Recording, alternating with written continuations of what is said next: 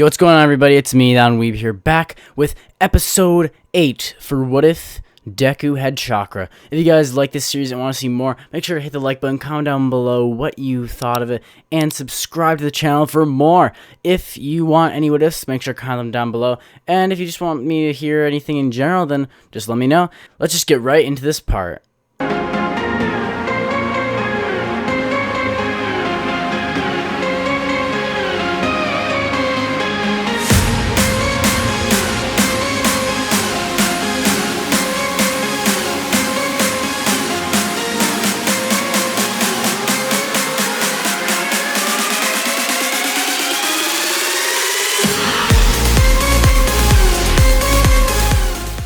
As Deku slides down the mountain, Koda's on his back, covered with wood around his back so he doesn't fall off.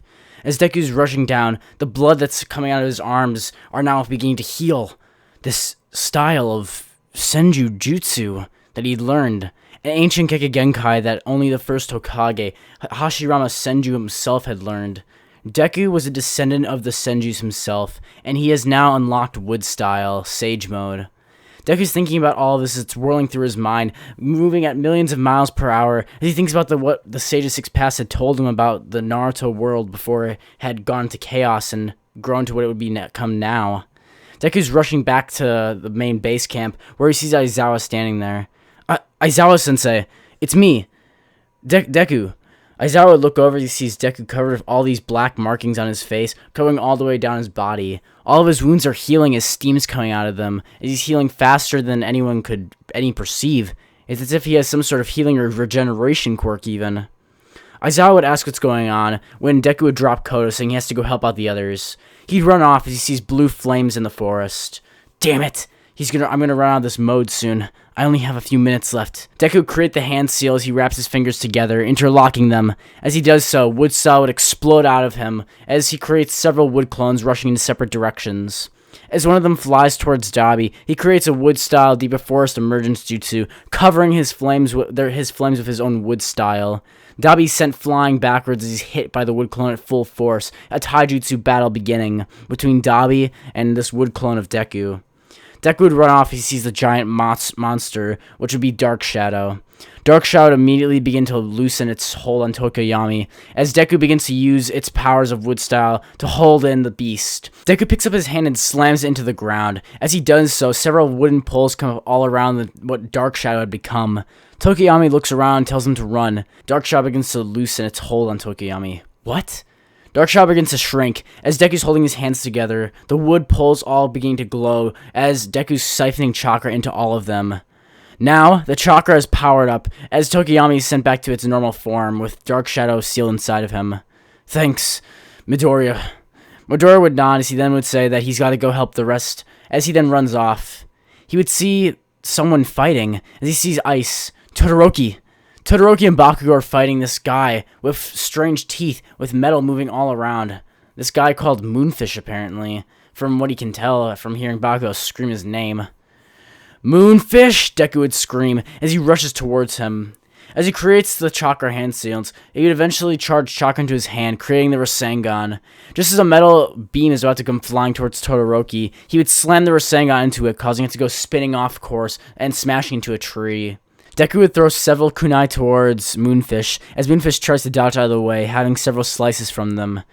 Bakugo, Todoroki, I'll need some help. Todoroki, I need you to create an ice formation here and here, as Deku points, telling him to make a swirling motion. Todoroki would follow his instructions as he creates a pipe. Then Bakugo would get behind it.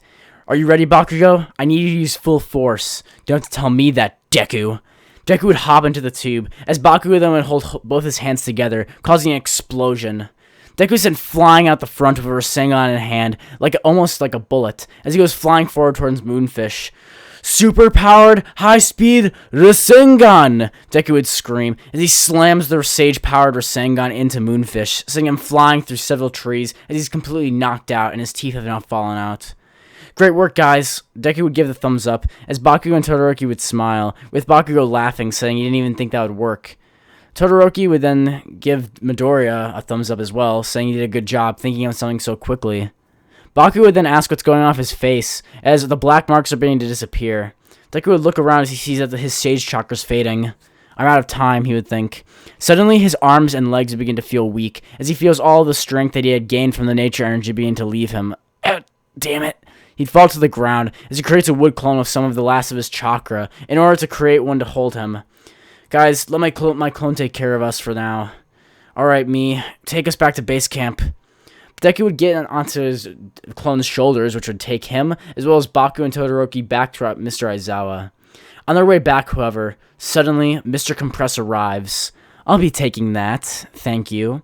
As he grabs Bakugo before anyone can react, Deku would look up, one of his eyes being lazy from his chakra being so low, and his entire body beginning to be sore and from pain. Todoroki, save him! Deku would say as he reaches his hand out, throwing a kunai towards Bakugo. A seal tag would land on Bakugo's leg, as he barely escapes. Kachan! Deku would scream, as he reaches out towards Bakugo. Bakugo would reach his hand out as he screams, Don't come, Deku! Stay back! As Bakugo's eye fades into the darkness of Kodogiri's warp gate, Toga would also retreat, having taken blood from Ochako, as she had fought her and Froppy later in the forest further away.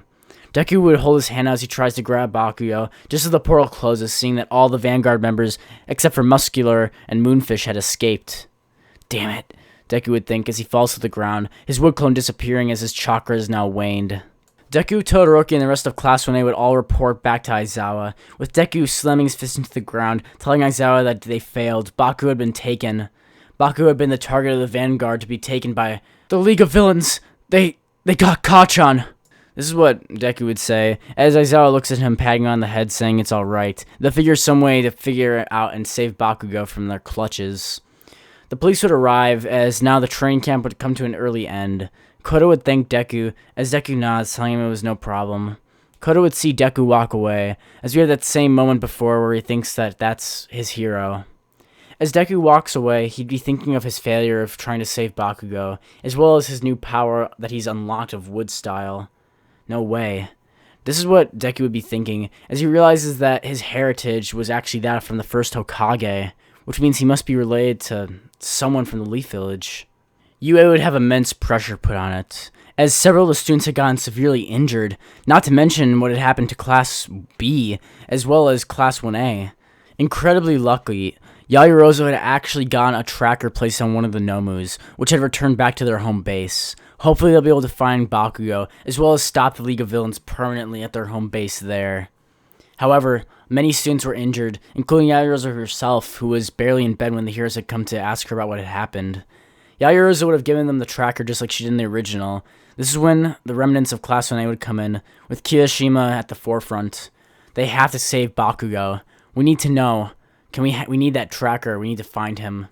Yaoyorozu would agree as long as she gets to come along with the original, with Ida asking them if they're all nuts, knowing that this is against the rules. Already having to deal with the League of Villains back then, how could they beat them now?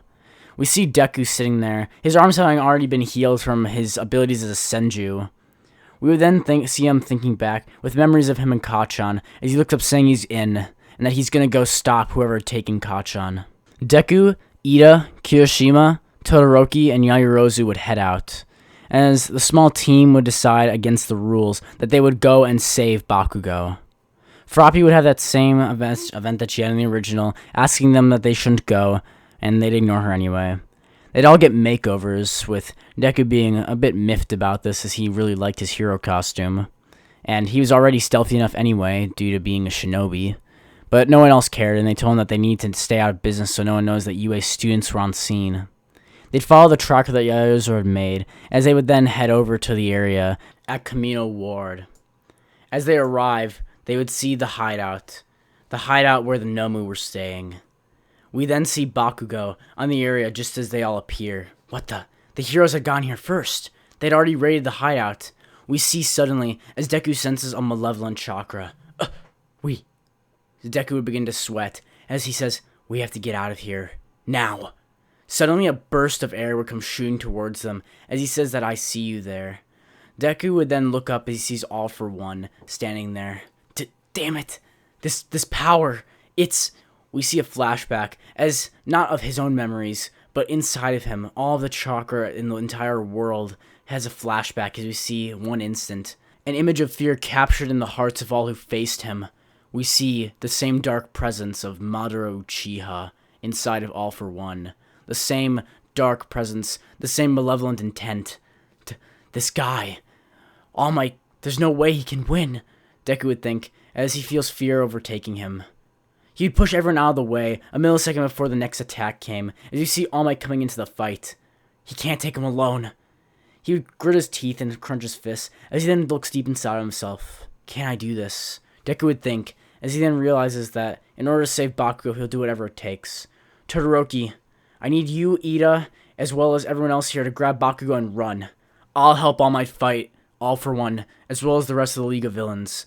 I can use my substitution jutsu to escape if I have to, but he doesn't have that luxury. If there's no one else who can help him fight, then it's my duty. It's my duty as the last shinobi. Naruto would say this as he runs off into battle. Midoriya, wait! Ida would say as he holds his hand out. Deku would continue running, however, as he then enters it. Wood Style Sage Mode. As Midoriya enters this power, his body fluctuates with chakra as it rises sky high. All For One would take notice as he turns to the right, seeing a strange green energy surrounding Midoriya. As he looks up, All For One would say, so this must have been the person who inherited One For All. This isn't the case, actually. He can sense the amount of intense energy coming out of Deku, but he does not have One For All. As I've already stated before, it was actually given to Mirio. All For One would be shocked, as All Might would say that he's wrong, as he smiles, saying he doesn't know who the actual successor is for One For All. All Might would laugh as All For One is surprised, saying there's no way that any other quirk could have this much power, and simply surging off of it. Deku would grit his teeth as he says, I don't have a quirk. I have the power of thousands of years ago, the powers of the ancient shinobi. As he flies forward, he creates Wood Style, as he creates the Deep Force Emergence Jutsu, slamming into All For One. All Might would tell young Midoriya to get back, as he then tells All Might that he won't let him fight alone. Bakugo would look to the right as he sees, Midoriya? What is he? Suddenly, Bakugo is grabbed by Ida, as well as Todoroki as they go flying away. Bakugo sees this in the last image of his eye, as he sees Deku and All For One crossing fists.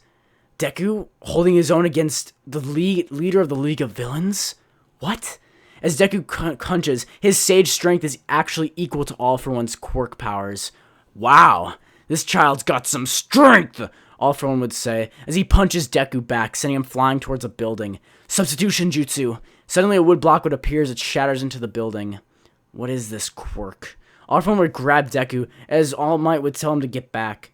As he tries to take his quirk, suddenly All For One would see an image of an old man with strange purple eyes as he looks into his own. All For One would be shocked as he's suddenly forced out of Deku's body, not allowed to take his quirk from some higher being. What is this? The State of Six Passes blocked the ability for All For One to take his chakra. As Deku would then see the air bullet coming towards him, he would remember how the old shinobi of the past would deal with this. As he holds his hands together, he creates Earth Style, Rock Mud Wall. As he slams his hand into the ground, a wall of mud would come up, blocking the air as him and All Might are protected. All Might, we can do this together. With your strength and my techniques, we can do it.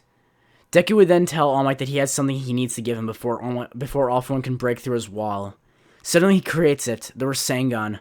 All Might, when you run out of power, use this. If you slam into him at your full strength, it will definitely be able to defeat him. I know it. As Deku puts his chakra into the Rasengan, believing in All Might and handing it to him, All Might would nod, saying he's glad that he's there with him. As he gives the Rasengan to All Might would gladly take into his hand, as the blue aura would completely combine with One For All's power, the flames of the ember. As All Might would come shooting forward, telling Midoriya to stay back and provide support, Midoriya would give him a nod as he says that he's got his back. All Might would smile, showing that he truly is a symbol of peace, as he then connects another blow with All For One. Just as All For One is seemingly about to win, a fireball comes from behind All Might, slamming into All For One, sending him off his feet.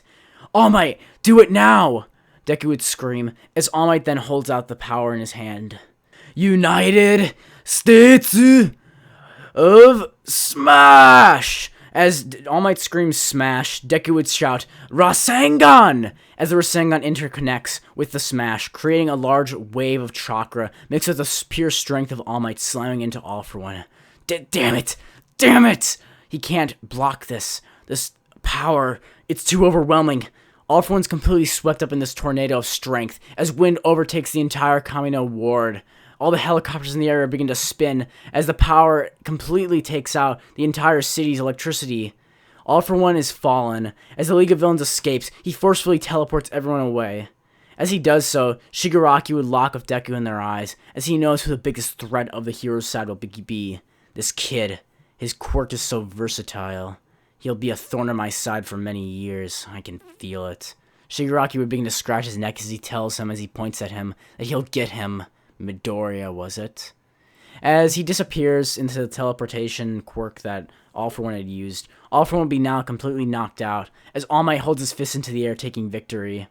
As All Might holds up Midoriya's hand with him, Midoriya would look up into All Might's eyes as he gives him a smile, telling him that they actually won. They took down All For One and beat the League of Villains. Heroes everywhere, along with hero fans, would be screaming in awe as they just saw a student from UA and All Might actually fight together. Deku would be reprimanded, of course, after the fight, as All For One had been taken in, but no one could deny that All Might, without Deku's help, might not have been able to beat All For One. With the assistance of the power that young Midoriya had given as just support for All Might, his popularity had already risen, as pro heroes all around the globe were looking towards this new young youth, who had actually been able to support the #1 hero. All Might would give props to Midoriya, saying that his technique and his quirk are almost perfect, as that whatever that new mode was that he had entered, what do you call it, Wood Style? He was able to summon trees. It was incredible. Deku would blush as he thanks his favorite hero for actually telling him that, as he hopes that Edgeshot Senpai is proud of him. Deku would not have almost any injuries from that battle, as he had gone blow to blow with one of the strongest villains of all time. However, Bakugo would not be feeling the same mutually. As they get back to 1A and get to the dorm rooms after, Deku and his mom would have a talk.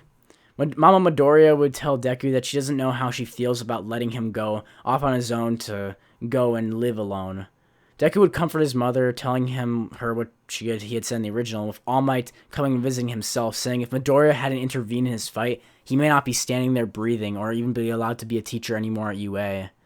Mama Midoriya, Inko, would be pretty proud of her son, and she would eventually allow him to go to the dorms. As Deku makes it to the dorms, a lot of Class 1A would be sitting there silent, as they don't know what to think anymore. Kirishima would be the first one to speak. Man, that was so manly. It was awesome. I saw what you did of All Might and how you backed him up. That was some manly moves out there, as he gives him a fist bump.